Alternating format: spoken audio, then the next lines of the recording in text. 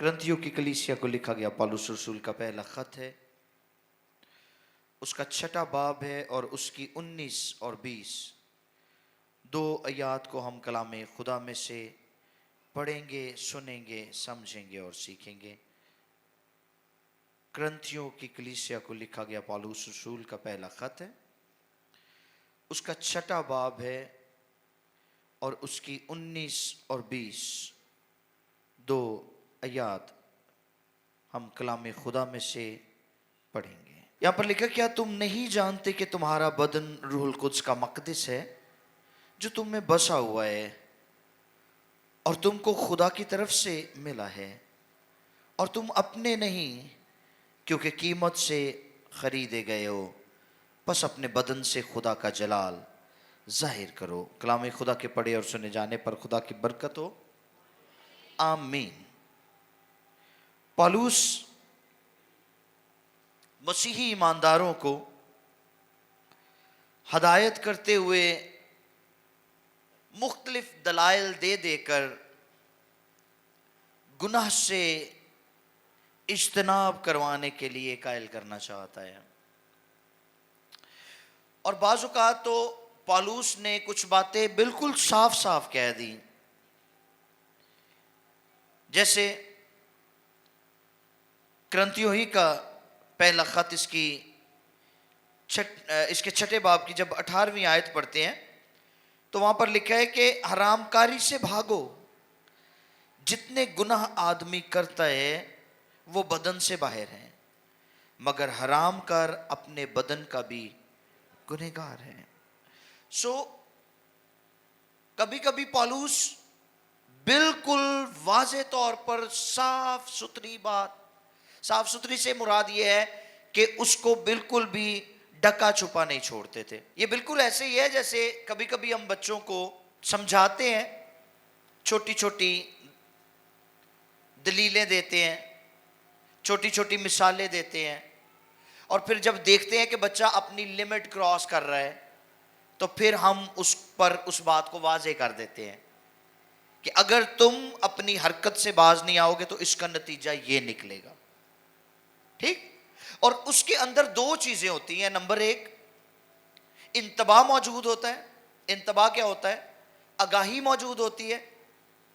Number दो, उसके अंदर हम बच्चे के अंदर खौफ पैदा करने की भी कोशिश करते हैं कि उसके अंदर वो अपने अंदर खौफ को महसूस करे कि अगर मैं कोई गलत कदम उठाऊंगा या कुछ गलत करूंगा तो इसका नतीजा ये निकल सकता है।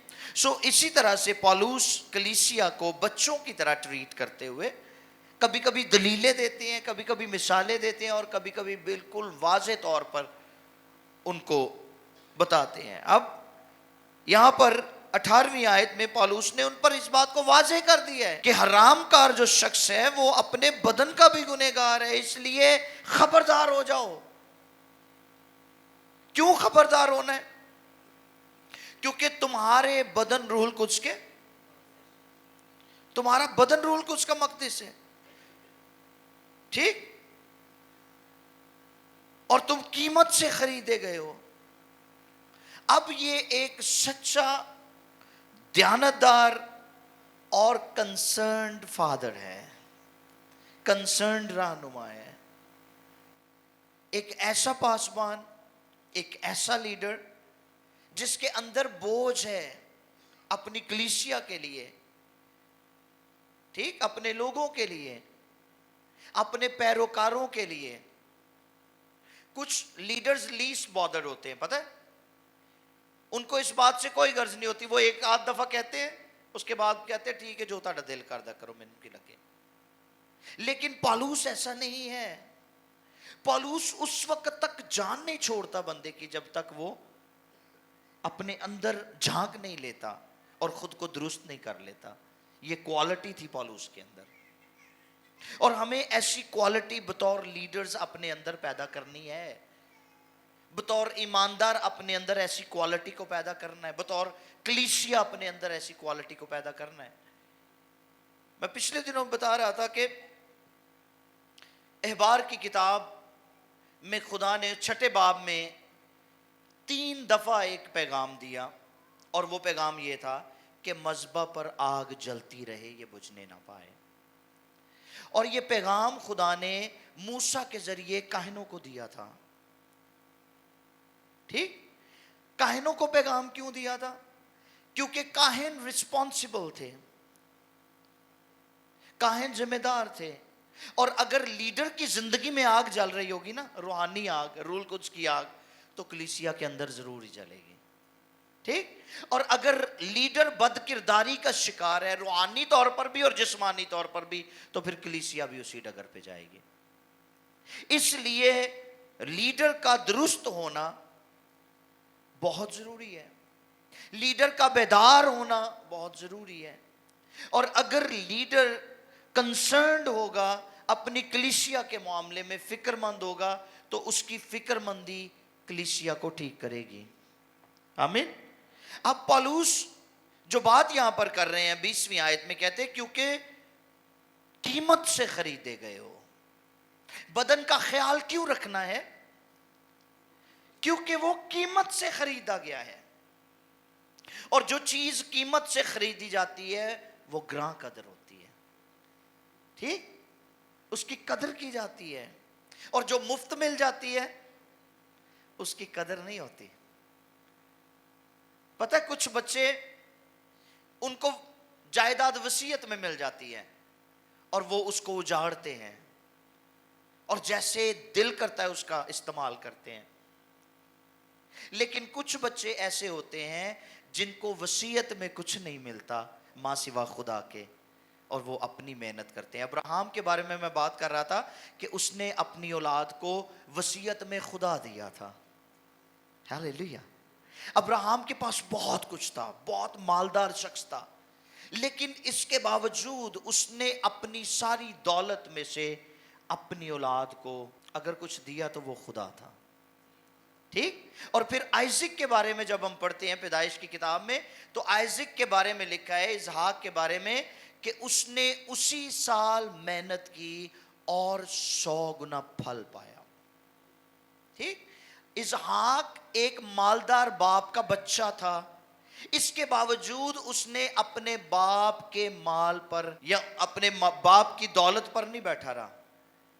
وہ جانتا تھا کہ میرے باپ کو جو کچھ خدا نے دیا ہے وہ سب تابعداری اور فرما برداری کے باعث اس کو ملا تھا، اور اب اگر اسی فرما برداری کو میں سیکھ لوں گا تو یقیناً وہ سب مجھے ملے گا. اور ایسا ہوا ہے. ٹھیک؟ تو ایسا ہوتا ہے جب ہم کسی چیز کو قیمت دے کر لیتے ہیں، قربانی دے کر لیتے ہیں، تو پھر وہ ہمارے لیے گراں قدر ہو جاتی ہے. اسی لیے پالوس رومیو 12:1 میں کہتے ہیں پس بھائیوں میں خدا کی رحمتیں یاد دلا کر تم سے التماس کرتا ہوں اپنے بدن ایسی قربانی ہونے کے لیے نظر کرو جو زندہ اور پاک اور خدا کو پسندیدہ ہو، بس یہی تمہاری معقول عبادت ہے. ٹھیک؟ اب اس بدن کو اگر ہم قربانی کے طور پر خدا کے حضور میں رکھیں گے تو یہ گراں قدر ہو جائے گا. اب اس کی تو پہلے سے بھی قیمت چکائی گئی ہے. اگر پہلے سے قیمت دی گئی ہے تو پھر یہ بدن گراں قدر ہے. اب یہ جو بدن گراں قدر ہے، ہم اس بدن کو خدا کے جلال کی بجائے اپنے جلال کے لیے استعمال کرتے ہیں، یا شاید ابلیس کے جلال کے لیے استعمال کرتے ہیں، یا شاید اوروں کے جلال کے لیے استعمال کرتے ہیں. ٹھیک؟ پالوس کلیسیا کو کوہ کلوری کی طرف لے کر جاتا ہے اور اس کا منظر دکھا کر یہ بات کہتا ہے کہ تم قیمت سے خریدے گئے. ٹھیک ہے؟ اور اس قیمت کے اندر مخلصی کا تصور پایا جاتا ہے. اس قیمت کی عظمت کا اظہار موجود ہے. اور قیمت کی عظمت کا اظہار کیا تھا؟ کہ باپ نے اپنا بیٹا دے دیا اور بیٹے نے اپنی جان دے دی، بیٹے نے اپنا آپ دے دیا. اور میں اکثر یہ بات کہتا ہوں کہ باپ کی محبت یہ ہے، خدا نے دنیا سے ایسی محبت رکھی کہ اس نے اپنا بیٹا دے دیا. یہ باپ کی محبت ہے جسے غاپے بولتے ہیں. اور بیٹے کی محبت یہ ہے کہ بیٹے نے گنہگاروں کے لیے اپنی جان دے دی, جسے فلا بولتے ہیں. ٹھیک, یہ ہے قیمت کی عظمت کا اظہار. اس نے اپنی خوشی دی ہے, اپنا جلال دیا ہے, اپنا جسم دیا ہے, اپنی روح دی ہے, اپنی زندگی دی ہے. اور بدلے میں ہم خدا کو کیا دیتے ہیں؟ ہم شاید پھر بدلے میں سوال ریز کرتے ہیں کہ خداوند ہم تیری پرستش کرتے ہیں, تیرے گھر میں آتے ہیں, تیری عبادت کرتے ہیں, ہمیں کیا ملے گا؟ ہے نا؟ جیسے بہت سارے لوگ پادریوں کو سوال کر لیتے ہیں کہ پادری صاحب جی تاڑے گرجے آواں کریں گے کی ملے گا؟ ہے نا؟ تو ہم ہمیشہ یہی تقاضا کرتے ہیں کہ ہمیں کیا ملے گا. تو جس نے سب کچھ دے دیا ہے اس کا دل دیکھے کتنا بڑا ہے نا؟ اب اگر ہم قیمت کا اندازہ لگانا چاہیں تو میرا خیال ہے کہ یسوع مسیح کا وہ پسینہ جو باغ گیتسمنی میں بہہ رہا تھا, اس کی گرفتاری, اس کی لعن طعن, اس کی صلیب, اس کے ہاتھ اور پاؤں میں کیل اور پسلی کے چھیدے جانے پر غور کریں تو آپ کو قیمت کا اندازہ ہو جائے گا. یہ چھوٹی قیمت نہیں ہے. ٹھیک, یہ بہت بڑی قیمت ہے جو اس نے چکائی ہے. اور اپنے جسم کو چھدوا کر اس نے ہمارے جسم کو بچایا ہے. ہاللیلویا. اپنا خون بہا کر, اپنی جان کو دکھ دے کر اس نے ہماری جان بچائی ہے. اپنی روح کے بدلے اس نے ہماری روح کو بچا لیا ہے. تو یہ کتنی بڑی قربانی. ٹھیک, سادہ لفظوں میں آپ کہہ سکتے ہیں کہ ہمارا جسم, ہماری جان, ہماری روح یسوع کے جسم, جان اور روح سے خریدے گئے ہیں. اس لیے پالوس نے یہ اتنی بڑی بات ریز کی ہے کہ تم قیمت سے خریدے گئے ہو, قیمت سے خریدے گئے ہو. اور یہی ہماری زندگی کی سب سے بڑی حقیقت ہے اگر ہم کبھی اس پر غور کریں تو. پھر پالوس کہتے ہیں تم اپنے نہیں, قیمت سے خریدے گئے ہو اس لیے اپنے نہیں. اگر اپنے نہیں تو پھر کس کے ہیں؟ اس نے جس نے ہمیں خریدا ہے, جس نے ہماری قیمت چکائی ہے, ہم اس کے ہیں. اب اگر ہم اس کے ہیں جس نے ہماری قیمت چکائی ہے, اگر ہم اپنے نہیں ہیں تو پھر ہمیں اس بات پر بھی غور کرنا پڑے گا کہ ہم اپنے آپ کو فیڈ کرنے والے نہیں ہیں, اپنے آپ کو مہیا کرنے والے نہیں ہیں, ہمارا مہیا کرنے والا کوئی اور ہے. آمین. اور جو ہمارا مہیا کرنے والا ہے ہمیں اس پر توکل بھی کرنا پڑے گا, ہمیں اس پر بھروسہ بھی کرنا پڑے گا. آپ خود اپنے رہنما نہیں ہو سکتے کیونکہ جہاز کپتان کی مرضی سے چلتا ہے. کہ جہاز آپ ہی لگا پھرتا ہے سمندراں تے نہیں, وہ کپتان کی مرضی سے چلتا ہے. تو ہمارے اس جسم کا, ہماری اس باڈی کا کپتان کون ہے؟ وہ جس نے قیمت دی ہے. ہمیں اس کو الاؤ کرنا ہے کہ وہ ہمارے جسم پر کام کرے, ہماری روح پر کام کرے. ٹھیک, میں شاید پہلے بھی بتا چکا ہوں کہ یسوع مسیح کے لیے پانی کو میں بدلنا کوئی مشکل کام نہیں تھا. He did that instantly. فوراً سے کیا اس نے. خادموں کو کہا مٹکوں کو پانی سے بھر دو, جیسے ہی انہوں نے بھرا ہے وہ بیچارے ہالے صاحب ہی نہیں ملے ہونا, تو یسوع نے کہا کاٹ لو. ٹھیک, اور وہ حیران ہو گئے تھے دیکھ کے کہ یہ وہی پانی ہے جس کو ابھی چند سیکنڈز پہلے یا چند منٹ پہلے ہم نے مٹکوں میں بھرا تھا اور اس کا رنگ بھی بدل گیا اور ذائقہ بھی بدل گیا. ٹھیک, فوراً معجزہ کیا ہے. لیکن موسیٰ کو اپنی مرضی کے مطابق بنانے کے لیے اس کو 40 سال لگے تھے. اور ہم خدا کو الاؤ نہیں کرتے کہ وہ ہم پر کام کرے. ہم صرف یہ چاہتے ہیں کہ خدا ہمارے حالات بدلے, ہمیں نہ بدلے. ہم جہاں ہیں جیسے ہیں ویسے اچھے لگتے ہیں. ٹھیک, سو خدا چاہتا ہے کہ وہ ہماری زندگیوں میں کام کرے، اس کی مرضی ہماری زندگیوں میں پوری ہو. اور اگر ہم اپنے نہیں ہیں تو پھر ہم پر ایک ذمہ داری بھی عائد ہوتی ہے. اور وہ ذمہ داری کیا ہے؟ وہ ذمہ داری یہ ہے کہ ہم اپنے بدن کا خیال رکھیں. کریماں ہی نہیں صرف لانیاں، ہاں جی، نریاں کریماں نہیں لانیاں، یہ خیال رکھنا ہے. کئی روٹی کھان لی پیدا ہوئے نے تے کئی جین واسطے روٹی کھاندے نے، زندہ رہن لی. ٹھیک ہے، سوچنا ہونا آپ ہے کہ اسی روٹی کس مقصد لی کھانی ہے. کیا ہم دنیا میں صرف روٹیاں کھانے کے لیے آئے ہیں، یا ہمیں صرف اتنی کی روٹی کھانی ہے کہ ہمارا جسم اس کو برداشت کر سکے، ورنہ شوگر تے وٹ تے پئی ہے پھر. ہاں جی، بیماریاں منہ کھولے ہوئے ہیں. تو اپنے بدن کا خیال رکھنا بہت ضروری ہے. اور اس بدن کو چھاپوں سے بھی بچانا ہے. چھاپے سمجھتے ہو؟ ٹیٹوز بچانا ہے اس کو. کئی موہراں لائی جاندے جسم دے اوتے، رب دی مہر لاؤ.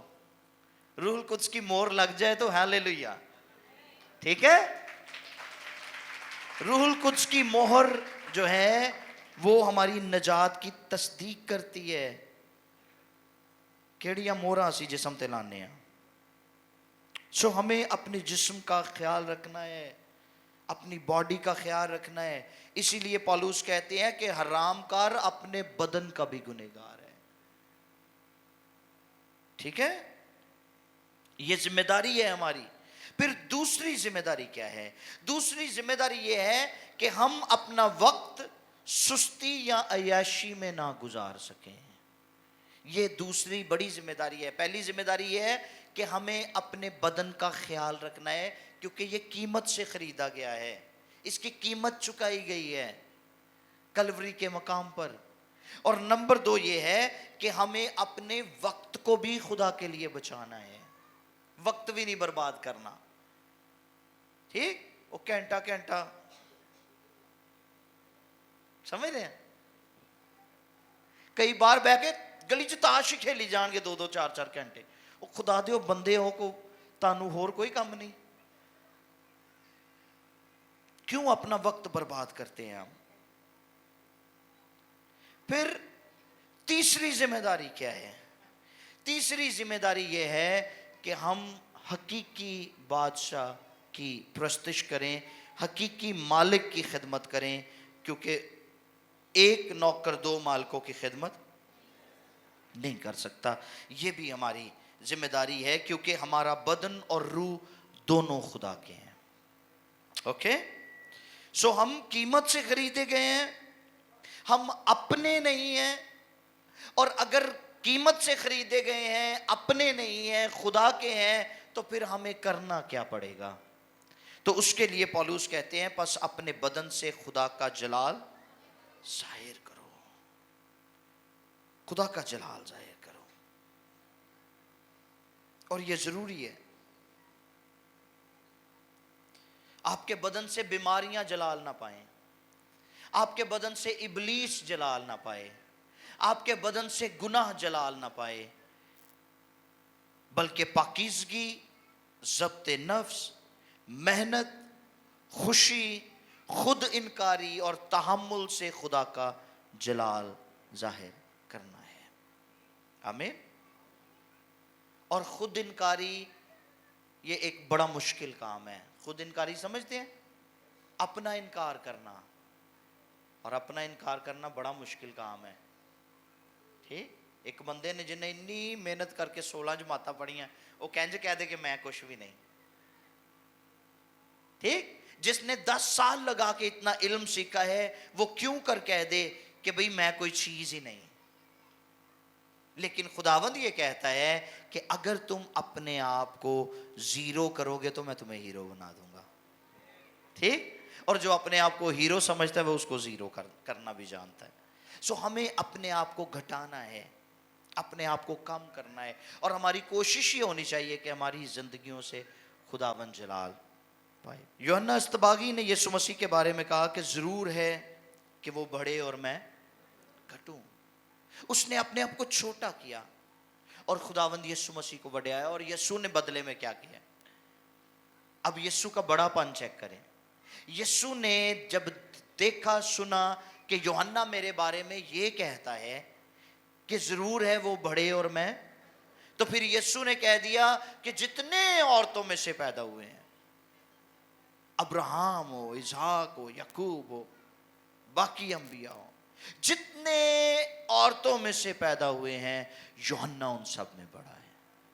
ہاللیلویہ.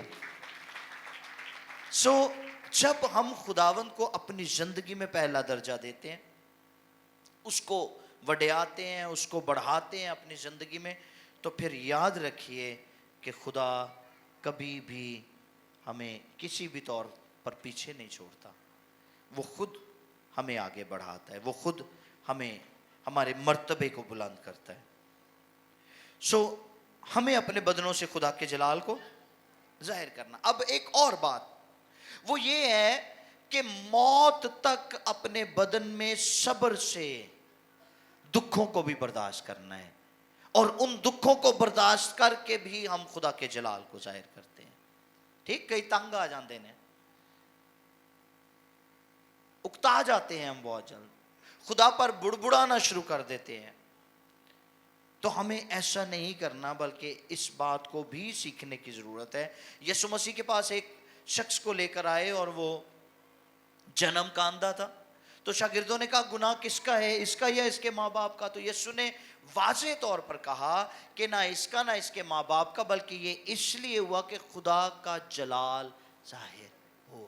تو کبھی کبھی آپ کی زندگی میں جب کوئی مشکل آتی ہے تو اس کو ذہن میں رکھ لیا کریں کہ وہ خدا کے جلال کے لیے ہوتی ہے. اور آپ جب خدا پر ٹرسٹ کرتے ہیں تو پھر خدا کا جلال ظاہر ہوتا ہے اور خدا آپ کو اس میں سے باہر نکال لیتا ہے. آمین. پالوس کہتے ہیں ہماری دم بھر کی ہلکی سی مصیبت ہمارے لیے عزت بھاری اور ابدی جلال پیدا کرتی جاتی ہے. وہ مصیبت ایک لمحے کی بھی ہو سکتی ہے، ایک گھنٹے کی بھی ہو سکتی ہے، ایک ہفتے کی بھی، ایک مہینے کی بھی، ایک سال کی بھی، شاید 10 سال کی بھی ہو سکتی ہے، لیکن اس کے بعد ملنے والا جلال ابدی ہوتا ہے. ٹھیک. سو ہمیں خدا پر ٹرسٹ کرنے کی ضرورت ہے. پھر فرما برداری کے ذریعے سے ہمیں خدا کے جلال کو ظاہر کرنا ہے، خدا کی فرما برداری کر کے.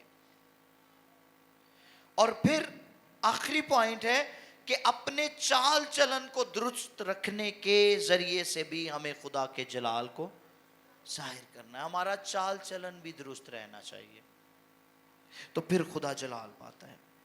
ٹھیک ہے. سو 3 باتیں ذہن میں رکھیں آج کے لیے. نمبر 1، ہم قیمت سے خریدے گئے ہیں. سب بولیں گے ہم قیمت سے خریدے گئے ہیں. نمبر 2، اگر قیمت سے خریدے گئے ہیں تو پھر ہم اپنے نہیں ہیں. کبھی کبھی اپنے آپ سے بات کیا کریں. ٹھیک ہے. اپنے بدن سے، اپنی روح سے، اپنی جان سے کلام کیا کریں اور کہا کریں تم اپنے نہیں ہو، تم خدا کے ہو. میرا بدن خدا کا ہے، میری روح خدا کی ہے، میری جان خدا کی ہے. ٹھیک. یہ کہا کریں، اپنے جسم کو ریئلائز کروایا کریں تاکہ اس کی خواہشیں آپ پر غالب نہ آ سکیں. اور پھر تیسری بات کون سی ہے؟ ہمارے بدنوں سے کون جلال پائے؟ خدا جلال پائے. ہمارے بدنوں سے خدا جلال پائے، یہ بہت ضروری ہے. سو ہم اپنی زندگی سے ثابت کریں کہ مخلصی یافتہ یعنی نجات یافتہ لوگوں کی زندگی دوسرے لوگوں کی نسبت مختلف ہوتی ہے. ہم دوسرے لوگوں سے مختلف ہیں، ہم دوسرے لوگوں سے انوکھے ہیں، علیحدہ ہیں. ہم دوسرے لوگوں کے ساتھ مکس اپ نہیں ہو سکتے. کیوں؟ اس لیے کہ ہم قیمت سے خریدے گئے ہیں. نمبر 2، ہم اپنے نہیں، ہماری مرضی تو چلتی نہیں ہے. ہم نے اپنی مرضی کو ختم کر کے خداوند کی مرضی کو اپنی مرضی میں شامل کر دیا ہے. ٹھیک. اور پھر ہم ہر ایک بات میں اپنے بدن سے، اپنی گفتگو سے، اپنی سوچوں سے، اپنے خیالات سے، اپنے دل سے، اپنے جسم کے تمام اعضاء سے خدا کو جلال دیتے ہیں. اور یہ کرنا ہے. یہ ایک مشکل ٹاسک ہے لیکن یہ کرنا ہے کیونکہ ہم اپنے بدن، جان، روح کے مختار ہیں. اور مختار پتہ کیا ہوتا ہے؟ کوئی بتائے گا مجھے؟ پا مختار دی نہیں گل کر رہا میں. اختیار خدا رکھتا ہے. ہم مختار ہیں. ہمیں یہ بدن دیا گیا ہے کہ ہم اس کا خیال رکھیں، بالکل اسی طرح سے جیسے بطور پیرنٹس ہمیں بچے دیے ہیں خدا نے کہ ان کا خیال رکھو. ٹھیک؟ ایک شوہر کو بیوی ملی ہے کہ اس کا خیال رکھو. میں نے پہلے بھی بتایا تھا شاید کہ آدم کو باغ عدن میں 2 ذمہ داریاں خدا نے دی تھی. نمبر 1 باغ کی باغبانی اور نمبر 2 اس کی بیوی کی نگرانی. تو باغ کی باغبانی تو بڑی زبردست فرسٹ کلاس ہوئی، لیکن بیوی کا خیال نہیں رکھا گیا تو اس نے اس کو بھی عدن سے نکلوا دیا. ٹھیک ہے؟ تو جب ہم مختار ہوتے ہیں تو مختار ہمیں خدا اس وقت بناتا ہے، اس کو اسٹوورڈشپ بولتے ہیں. مختار نامہ ہمیں اس وقت ملتا ہے جب خدا ہم پر بھروسہ کرتا ہے، اور جس پر خدا بھروسہ کرتا ہے اس کو خدا مختار ٹھہراتا ہے. ٹھیک؟ تے جنہاں نوں حالے تک بیوی نہیں ملی او خدا تے بھروسہ کرنا شروع کر دو، تانوں خدا مختار بنائے گا. آمین. اور جو مختار بن چکے ہیں وہ اپنی بیویوں کا بھی خیال رکھیں اور اپنے بچوں کا بھی خیال رکھیں اور خدا را اپنے بدنوں کا بھی خیال رکھیں. ٹھیک؟ روٹی صاحب نہ کھانی ہے. ہم اس بدن کے مختار ہیں. دعا میں زیادہ وقت گزارنا ہے. اس کو کلام کی نورشمنٹ دے جتنی زیادہ دے سکتے ہیں. میں اکثر کہتا ہوں کہ ایک محاورہ ہے کہ access of everything is bed, یعنی کسی بھی چیز کا حد سے زیادہ جو تجاوز ہے وہ نقصان دہ ہوتا ہے. لیکن میں اس کو اس طرح سے کہتا ہوں excess of everything is bad except God. ہر چیز کا حد سے زیادہ تجاوز جو ہے وہ خطرناک ہے، لیکن خدا ایک ایسی ہستی ہے اس کے حضور میں جتنا کلوز ہوتے چلے جائیں گے اتنی برکت بڑھتی چلی جائے گی. آمین. اس لیے ہمیں اپنے بدن کو روحانی، معاشرتی، معاشی اور سیاسی کرپشن سے بچانا ہے تاکہ اس کے وسیلہ سے خدا کا جلال ظاہر ہوتا رہے. آمین. آئیے سر کو جھکائیں اور آنکھوں کو بند کریں.